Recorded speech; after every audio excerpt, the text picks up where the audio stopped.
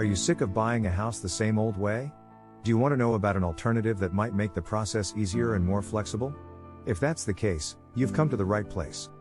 Welcome to the world of owner financing, a type of real estate deal in which the seller of a property acts as the buyer's lender. This means that the buyer doesn't get a loan from a bank or other traditional lender to buy the property. Instead, the seller gives the buyer the money to buy the property. But why would a seller want to let the buyer pay back the seller?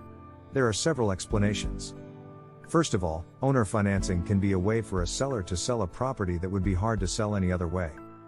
For example, a traditional lender might find it hard to sell a house that needs a lot of work or is in an area that isn't as desirable. But if a seller is willing to offer owner financing, they might be able to find a buyer who is willing to buy the property as is. Second, a seller can get a higher price for their property if they offer owner financing. Since the buyer isn't using a traditional lender, the seller may be able to negotiate a higher price for the property. So, what are the different ways that an owner can pay for something? You can do one of the following. A mortgage can be held by the seller for the buyer. This means that the buyer will get a loan from the seller to pay for the property, and the buyer will pay the seller back every month until the loan is paid off. A lease-to-own deal is something a seller can offer. This means that the buyer will pay the seller a monthly lease payment, and some of that payment will go toward buying the property in the long run. A contract for deed can be offered by a seller. This means that the buyer will make payments to the seller, and the seller will keep the deed to the property until the buyer has made all of the payments.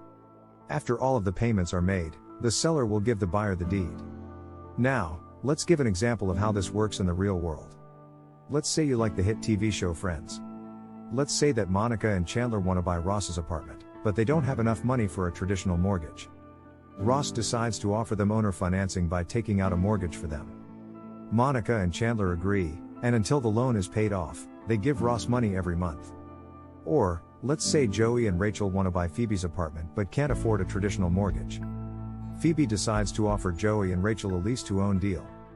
This means that Joey and Rachel will pay Phoebe a monthly rent payment, and part of that payment will go toward buying the apartment in the future. I hope this has helped you learn more about owner financing and how it can be a good choice in the real estate world. Before making a big decision like buying a home, it's always a good idea to know what your options are and do some research. Good luck finding a home.